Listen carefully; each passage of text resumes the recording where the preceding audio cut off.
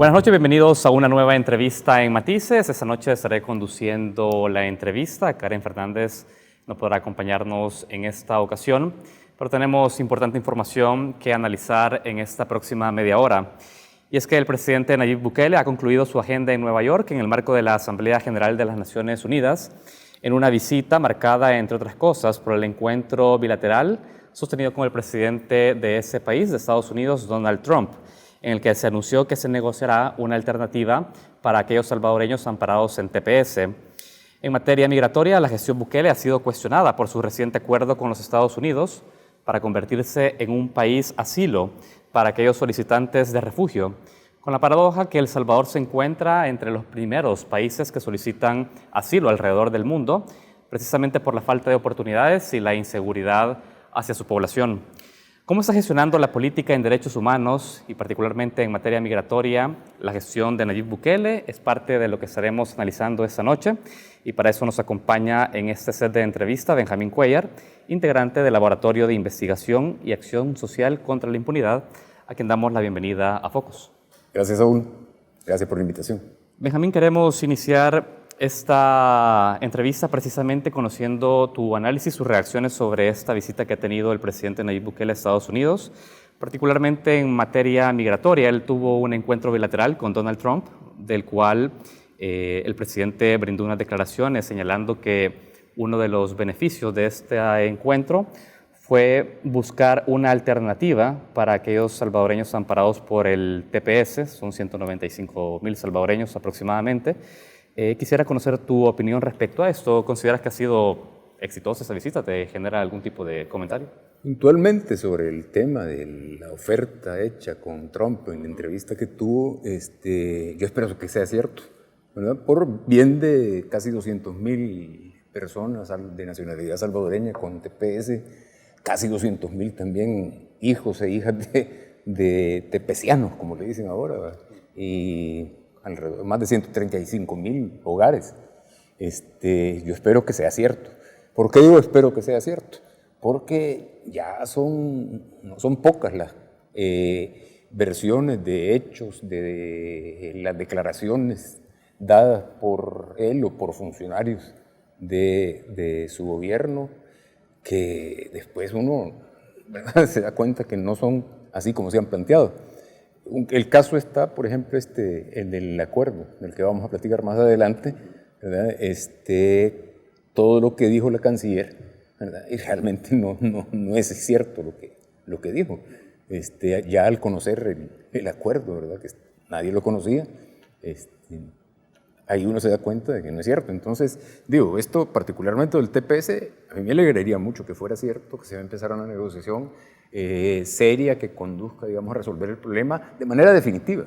Y eso hay que resolverlo por ley. De alguna manera, el presidente en sus declaraciones ha dejado la expectativa de que con la buena relación, como la ha calificado, que tiene El Salvador con Estados Unidos en este periodo, se pueda contar con mayor apoyo para el país, para que genere las condiciones de desarrollo y que finalmente pueda convertirse en un país con mejores condiciones, que se traduzca en ser un país receptor de asilo. Hay, digamos, desde tu perspectiva, posibilidades reales que esto pueda ocurrir en el marco de esta negociación que se ha hecho. Que se convierta en un país seguro, ¿verdad? La cosa es que ya no le quieren decir así, porque suena paradójico, ¿verdad? Y casi hasta burlesco decir que El Salvador va a ser tercer país seguro, ¿verdad? Porque no lo es. Entre paréntesis, hay que decirlo, cualquier criminólogo, ¿verdad?, que sea objetivo, que te va a decir, Saúl, que la baja de muertes violentas, ¿verdad?, en un país, ¿verdad?, así de repente no es normal, no es nada normal. Algo hay detrás, no pueden bajar así de repente. Yo me recuerdo las experiencias con la de Francisco Flores, por ejemplo. El promedio anual de asesinatos en esa década, la mayoría de los años de la década de 1990, pero arrancando después de la guerra, del 92 en adelante, era arriba de 7,000. Llegó Francisco Flores, ¿verdad?, y de repente 2,000 y algo. Después se repitió con Funes también. Entonces, hay gente, funcionarios del gobierno de Flores, que decían que maquillaban las cifras. Pero que además yo no descarto una tregua, ¿verdad? También detrás de eso. Bueno, ya sabemos la historia de lo de la tregua de Funes, etcétera, etcétera. Entonces, yo creo que no se puede de la noche a la mañana hablar de que El Salvador es un país seguro solo tocando este ámbito, ¿verdad? El de la seguridad ciudadana, ¿verdad? El de la violencia social, ¿verdad? Y de la violencia, para mí, siempre lo he dicho, que se genera a partir de las 3 guerras que hay en El Salvador. Guerra entre maras, guerra contra las maras y guerra de las maras y los agentes del Estado contra la población joven, sobre todo, que vive en los campos de batalla, ¿verdad? Entonces, solo en ese ámbito, no vamos a hablar de la violencia económica, ¿verdad? Otro tipo de violencia, solo en eso no se baja de la noche a la mañana, pero de la noche a la mañana sí ya pueden empezar a venir personas que van a ser incluidas dentro del acuerdo o para cumplir el acuerdo establecido en el acuerdo. Y precisamente te preguntaba sobre tus expectativas de las declaraciones del presidente, de que en la medida que se reciba apoyo de Estados Unidos para generar condiciones de desarrollo, entonces el país va a poder convertirse en un país receptor de personas que solicitan asilo. Él señalaba que actualmente el país no cuenta con esas condiciones, es decir, era consciente, asumía de que el país no podía recoger en condiciones dignas a refugiados, pero decía que es un proceso en el cual el país va desarrollando capacidades. Ahora la pregunta es, ¿cuáles son las consecuencias de no tener ahora las capacidades de recibir a estas personas, pero sí tener de manera la obligación por el acuerdo de de recibirlo? Bueno, primero partamos de que el acuerdo tiene que pasar por la Asamblea Legislativa para ser ratificado. Si no, no es válido, ¿verdad? Constitucionalmente hablando. Eso puede abrir la posibilidad de que se presente una demanda de inconstitucionalidad sobre el acuerdo ese. Pero pongamos que lo pasa por la Asamblea, lo ratifica la Asamblea, entonces ya entrando en vigencia el acuerdo, ya se pueden recibir lo que hemos dicho. Pero las condiciones no se van a establecer. Es decir, en términos jurídicos, en este momento, por más que exista la firma de 2 funcionarios ejecutivos del gobierno de El Salvador y el gobierno de Estados Unidos, no tiene aplicabilidad inmediata. No. El artículo 131 de la Constitución, numeral 7, es claro. Ratificar corresponde a la Asamblea Legislativa ratificar los tratados o pactos que celebre el Ejecutivo con otros estados u organismos internacionales o denegar su ratificación. Claro. O sea, tratados o pactos. Esto es un pacto, lo que ha hecho, ¿verdad?, el Ejecutivo de El Salvador con el Ejecutivo de Estados Unidos. Entonces tiene que cumplirse esto, si no se está violando la Constitución. Y puede ser objeto de una demanda, ya lo decía, ¿verdad? Entonces, no sé, sería, creo, demasiado hábil, ¿verdad? Políticamente y pensar en la posibilidad de que lo va a detener la Asamblea o que se van a presentar demandas de inconstitucionalidad y mientras tanto ha quedado bien con la administración Trump o con Trump, ¿verdad? Porque no es culpa de él, es culpa de la Asamblea o del que demandó. Si a mí se me ocurre demandar inconstitucionalidad, el culpable va a ser yo. Claro, o sea, la acción política de firmar el acuerdo se realizó y eso cuenta con la venia de Estados Unidos. La venia con la venia de Estados Unidos. Entonces, y es el cumplimiento de una promesa de campaña de Trump, ¿verdad? Y que ya está en campaña nuevamente, y eso ya es de sentido común. Él iba a construir el muro y lo construyó, ¿verdad? En cuatro niveles, ¿verdad? Que se llaman México, Guatemala, Honduras y El Salvador. Justamente quería consultarte sobre eso. Iniciamos la entrevista preguntándote sobre los resultados de la visita que tuvo y el encuentro con Donald Trump en materia de la protección de los cepesianos, porque en un contexto electoral para Estados Unidos donde se ha manejado una retórica contra migrantes, contra la llegada de personas del Triángulo Norte Centroamericano, ¿es posible pensar que el gobierno de Donald Trump va a flexibilizar una medida para mantener alrededor de 400,000 personas en Estados Unidos? Es decir, ¿generaría en principio cierto escepticismo? Sí, yo creo que sí. Trump no las tiene todas, ¿verdad? En este momento le están a las puertas, por lo menos. Bueno, tienen que conseguir los votos necesarios para hacerle el juicio político que se ha planteado ya, ¿verdad? Se ha mencionado. Necesita, bueno, hay gente en Estados Unidos, ¿verdad?, empresarios sobre todo también, que abogan por el TPS de los salvadoreños, de los salvadoreños y las salvadoreñas, por diversas razones que le conviene a sus intereses empresariales, ¿verdad? Pero bueno, Yo no, Trump sorprendió al mundo, ¿verdad?, en las elecciones pasadas cuando ganó la presidencia. Pero es que era de sentido común también. ¿Por qué? Porque, o sea, primero ganó, fue venciendo, avanzando y avanzando hasta que ganó la candidatura. Entonces ahí confirmó, corroboró, consolidó su discurso antimigrante, ¿verdad?, que es una de las fortalezas que tuvo en la campaña. Entonces, visto desde esa perspectiva, y es probable que no sea tan fácil así lograr beneficios para la población salvadoreña que tiene TPS, ¿verdad? El intermedio podría ser conseguir otra prórroga, claro, con las demandas judiciales que se han metido por parte de personas afectadas. Entonces, eso puede beneficiar tanto a Trump, ¿verdad?, como a Bukele. ¿Por qué? Trump puede decir, miren, yo les he tratado de cumplir la promesa, pero ahí está la demanda judicial.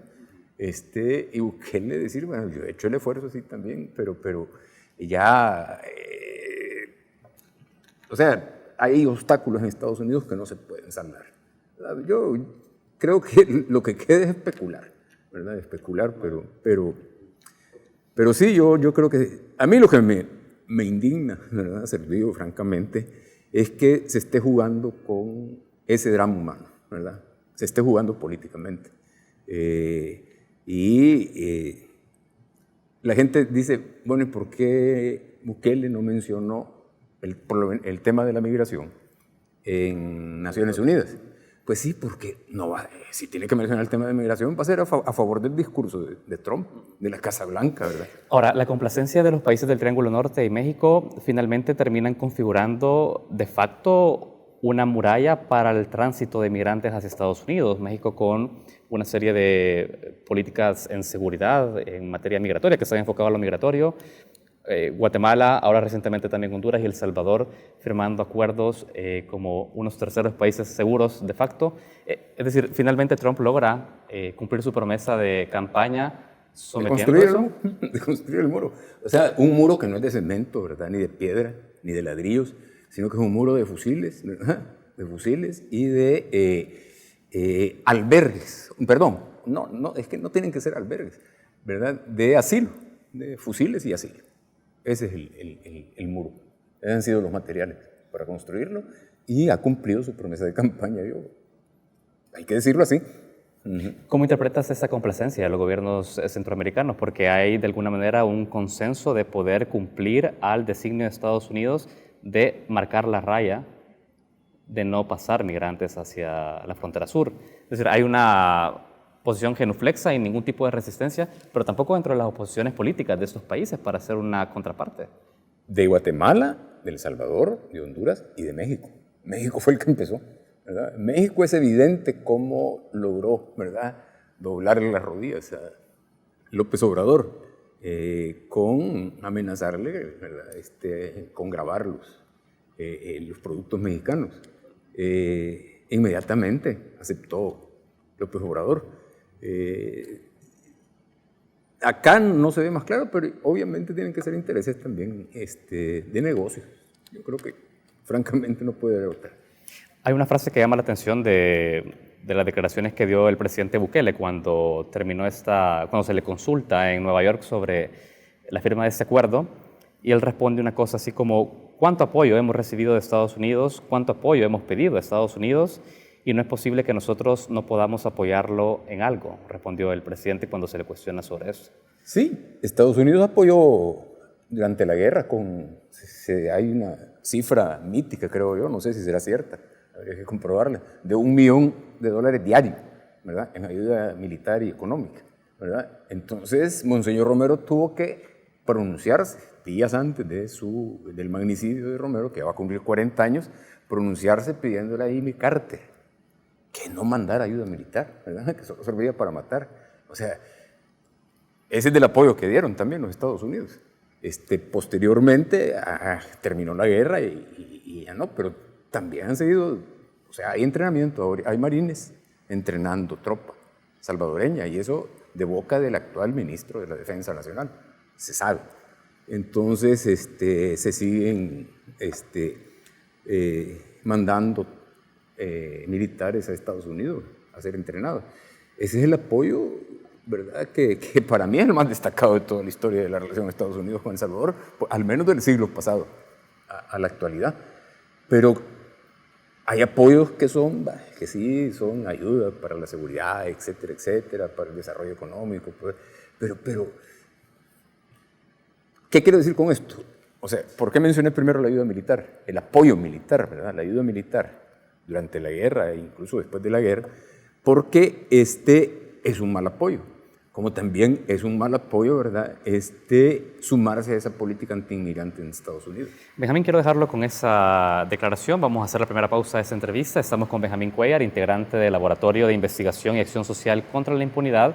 Estamos analizando las recientes decisiones políticas del gobierno de El Salvador en materia migratoria y también el contexto regional. Ya regresamos.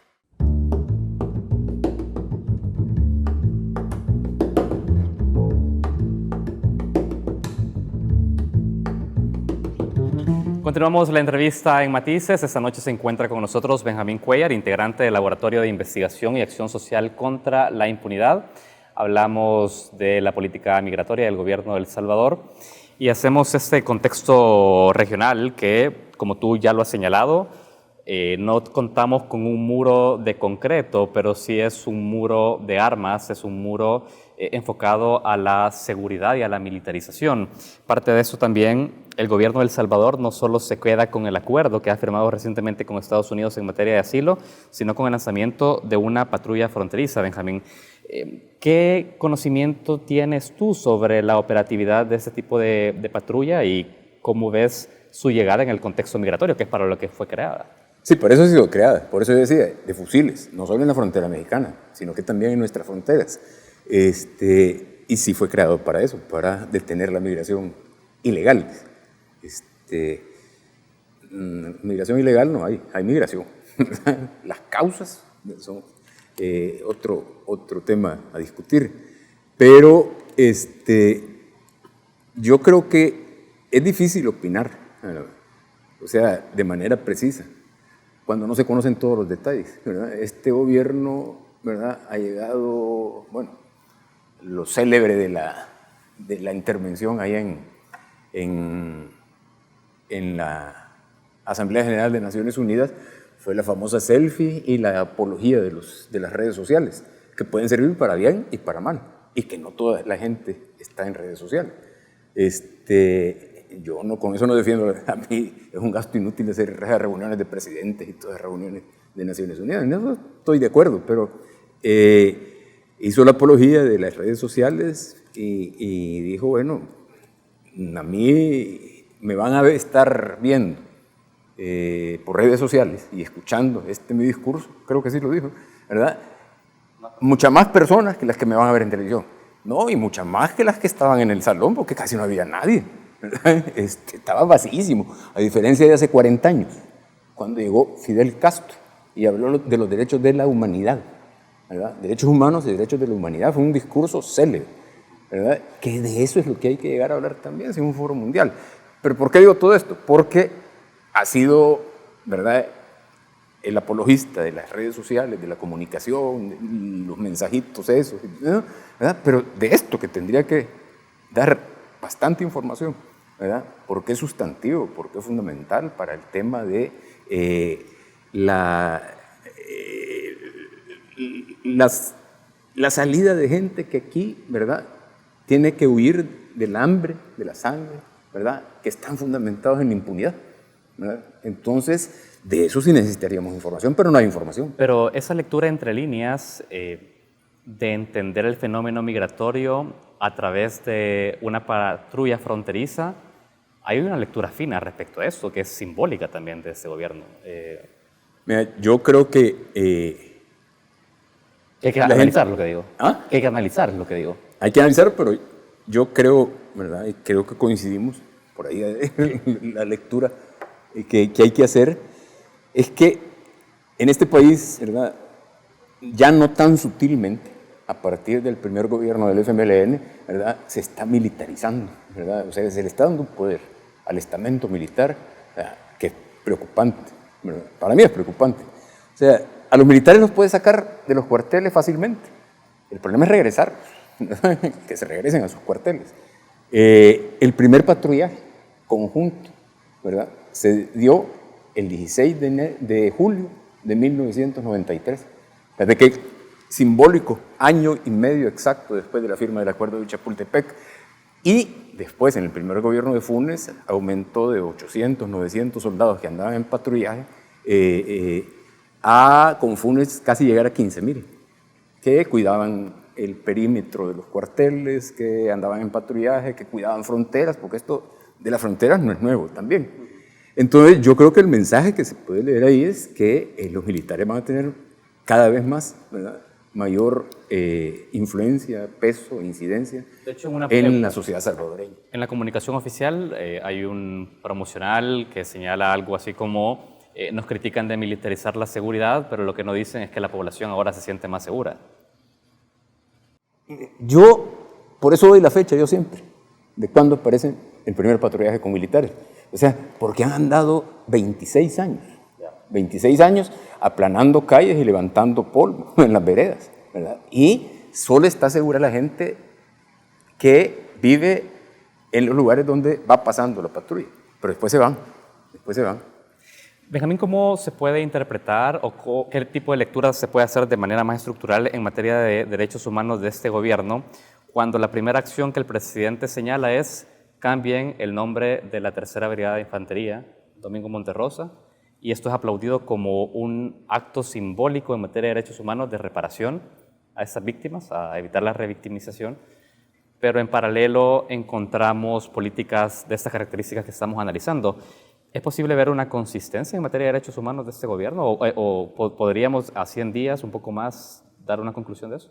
Yo voy a empezar por algo que no puedo decirlo con certeza porque no tengo la información también, ¿verdad? Yo creo aquí la especulación se vuelve un derecho humano, ¿verdad?, cuando no hay información. Entonces yo no sé si solo mandó a pintar el muro, ¿verdad? Para tapar el nombre del mayor Domingo Monterrosa, o si se siguió el proceso administrativo para cambiarle el nombre a la Tercera Brigada, porque cuando Funes ordenó allá en el Mozote que toda la gente está el mito de que lloró, no, si calor ni sudando estaba. No, en serio, hay gente que estaba ahí, yo no fui. Obviamente yo fui de los que con otros colegas pedimos que no llevara al ejército. Y se nos dejó ir con todo, ¿verdad? Que quién era yo para estar diciendo eso. Pero bueno, esas son, ya Funes ya está suficientemente analizado. Pero le dio la orden, que después dijo que no había sido orden, porque había dicho, doy la instrucción, ¿verdad?, de dejar de homenajear a los militares que participaron en la masacre del Mozote y violaron derechos humanos y otras violaciones de derechos humanos. Él entonces, ministro de la Defensa, era el general Atilio Benítez, ¿sí?, ahora procesado por tráfico de armas, ¿verdad?, por venta de armas, etcétera, etcétera. Él estaba ahí porque Munguía Payés había pasado inconstitucionalmente y violando los acuerdos de paz, ¿verdad?, el acuerdo, a ser ministro de Justicia y Seguridad Pública. Ese era el escenario. Entonces Benítez dijo, o sea, 2 o 3 días después, y ahí está en los medios, se va a crear una comisión que va a examinar, va a analizar, va a ver si se siguieron todos los procesos administrativos, ¿verdad?, para que esos nombres fueron puestos de manera correcta. Y después dijo que sí, ¿verdad?, y que lo que había habido en la fuerza es, no sé, para mí una burla también ese informe que sacó esa comisión, porque decía que habían cometido la Fuerza Armada, no había por qué dejar de homenajearla, porque la Fuerza Armada había cometido errores, ¿verdad?, pero no violaciones de derechos humanos, porque los guerrilleros se vestían igual que la población civil, entonces ahí hubo confusión, ¿verdad? Por tanto, los nombres seguían. Entonces, hay proceso administrativo, y yo no sé si lo siguió, pero más que el proceso administrativo está el proceso posterior, ¿verdad?